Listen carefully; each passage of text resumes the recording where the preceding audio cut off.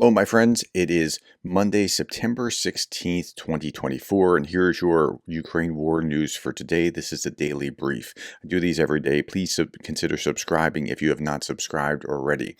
Okay, 1,060 Russian casualties day over day.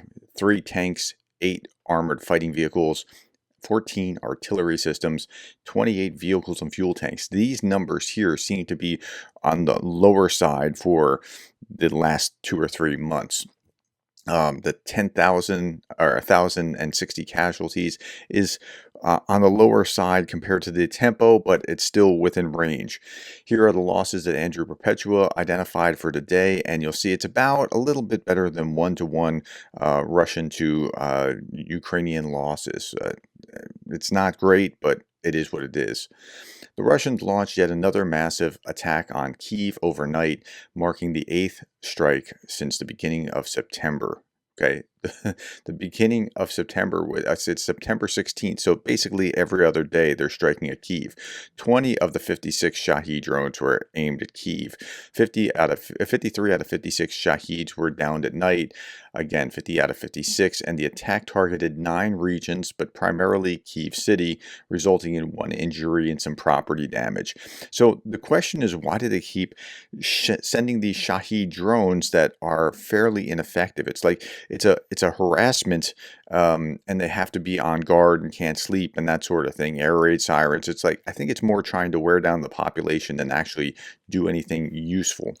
Russia launched over 640 Shahed type drones at Ukraine in September. What does that mean? If you do the math, it's about 20 a day, every day. It's just to keep the harassment up, in my estimation. I mean, they want to destroy things too, but the primary benefit is to keep them continually off balance. Okay, authorities in Russia's Kursk region announced mandatory evacuation from Rilsk and Komosovsk. I don't know if I pronounced that right. District. Where are these? So we're talking about Galishkovo before yesterday or the day before, and this is the areas just above that and just above that. So mandatory evacuations in these areas. So the question was, what about the counteroffensive of the Russian army? Well, that's still happening, but at the same time, there's a counteroffensive. Well, not counteroffensive, but a new attack axis opened up. In response to Russia's counterattack, Ukraine opened a new axis of advance in the Kursk Oblast. Last week, Ukrainian troops breached border defenses, advancing into Veselo, where they encountered poorly trained conscripts. Okay, if you encounter poorly trained conscripts the first time, okay, I get it, but doing it a second time, it's just like, you should know better, Russia. But they don't know better, and they're planning to keep doing the same kind of thing here. Here, look, Russia Defense Ministry is deceiving servicemen into signing contracts with the Air Force, only to send them to the front line in Kursk region as infantry. 45 airmen from Leshchenko Air Base in Petersburg will be sent to Kursk region as infantry on Tuesday. Yep, I mean, so that's what they're doing.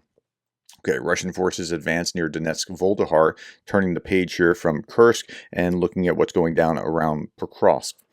Voldahar destroys key mine infrastructure. Russian forces achieve tactical gains near Voldahar and other settlements in Donetsk Oblast, possibly aiming to isolate Voldahar from its supply routes in the future. I'm glad that they're attacking Voldahar. That's good news, because in doing that, they're taking their eye off Pokorvsk. Pokorvsk, if they can just hold Pokorvsk until winter, it'll be breathing a huge sigh of relief, at least in the short term. But I don't see any movement near Pokorvsk. Okay. A former Russian convict reports that after signing a contract, recruits are given just 3 weeks of training before being immediately deployed to the front lines. Now, I've seen as little as 2 weeks in some places, like they're just given this quick course or just rushed up to the front, and that's not going to be good for a life expectancy. The specific role of the soldier seems irrelevant. In his case, he was trained as a UAV operator, that's a drone operator. But upon arrival in Volchansk, he didn't operate drones. Instead, he found himself fleeing from them. Yeah, I mean, it's a pretty bad place to be. In the end, he said he'd rather serve another 10 years in prison. So, okay, I mean, that's what happens with these convicts. They're not seen as people. They're seen as expendable, almost like an animal. Okay. Russians attach nails to their drone blades to disable Ukrainian UAVs. Okay, so both of my sons are drone certified. They've done this the courses through Civil Air Patrol, and so I know enough about drones to kind of be able to explain some things. Putting nails on the blades of the helicopters seems like it's not going to help a lot. They're not going to reach very far, and it's also going to help destabilize it some. So this doesn't seem like that smart of a plan. But quote, we put nails on our helicopters and land on the enemy. But nails, if the blades are up here and they land on them, the blades would break and fall off. The publication quoted a Russian military officer saying, I just don't understand logistically how that works because the blades are above and the land. Yeah. Analysts believe the nails are used if the drone accidentally collides with Ukrainian UAVs during a mission. But this language here just didn't make any sense to me. Okay, Russia reportedly aims to achieve decisive victory in 2026 before likely medium to long-term economic and force generation constraints begin to significantly degrade Russia's ability to sustain its war effort in Ukraine. This is huge. This is a huge story. So by 2026, how long can they hold on? 2025, they're going to start to feel the effects and they're going to be outsourcing. 2026, it's going to really change significantly here. Russia will likely face growing challenges in the production and procurement of material that Russian operations in Ukraine require. The Kremlin will likely become increasingly reliant on foreign partners to meet its material needs. I think that's true, and Russia can hold out until 2026. That's unfortunate. I hope that those numbers are inaccurate and it's sooner, but that I think there's something that rings true about this. Okay, in Ukraine, humanitarian vehicles were targeted with reports stating that a Red Cross Society car was set on fire. And where was this? In Uzhhorod, and I had to look that up. It's on the border of Slovakia and Ukraine. It's down here. Here's Ukraine. There's Lviv. Here's Uzhhorod, and there's Slovakia. So I don't know anything more about that one way or the other. On the results of I just showed you the fundraiser for the last couple of days that Sergei Sumleny and the European Resilience Initiative put together. They were trying to raise 50,000 euros in 24 hours. They smashed through that. Almost 270,000 euros. Forgive me, yesterday I said dollars. It's just I'm an American. I just think naturally in dollars. 270,000 euros. So 6 units will receive equipment, mostly different types of drones and their special requests. As we have raised much more money than we thought, other units will get equipment as well. So that's great. I saw this and I was wondering, this was really interesting. Jordan Peterson, he's no real friend of Ukraine, and he makes comments that are like, well, you're not going to beat Russia, that kind of thing.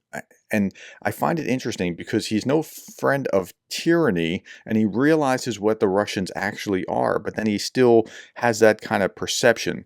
He said, how many people realize that Russia may have already lost more men in the current war with Ukraine than the U.S. lost in World War II? Well, that depends on how you cut it. If you look at this, what you see is 407,000 killed in World War II, or I'm sorry, 419,000 killed in World War II and 671 additional casualties. So that's what America lost in World War II. So that would mean that of this, 634,000, more than 400,000 would have been killed, not just wounded. That seems a little off, but nonetheless, the whole point was that it's a huge number. This is not going anywhere good, and it appears to be ramping up. Ask yourself who benefits. I'm not sure what he's talking about. If you understand this, I would like to hear that from you, because I don't understand what he's getting at. Here's a Ukrainian soldier who is seeing his brother for the first time being released as a POW.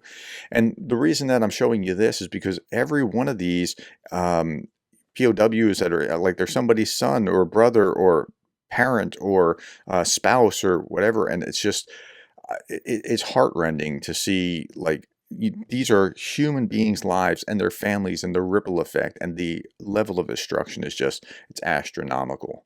Okay. It's good to see him return, but wow, I mean, just take that and extrapolate that by the number of casualties and number of injured, wounded, killed. It's just, it's amazing. Okay, last little bit, I thought this was great. This is just a reminder that every Ukrainian dreams of going back to normal daily life. That's right. Every Ukrainian dreams of just going back to normal life. Before, what was it like before the war? All right, my friends, that's all that I have for you today. Thank you for your time. Thank you for the likes, the shares, and the subscribes. And thank you for being the kind of person that cares about Ukraine.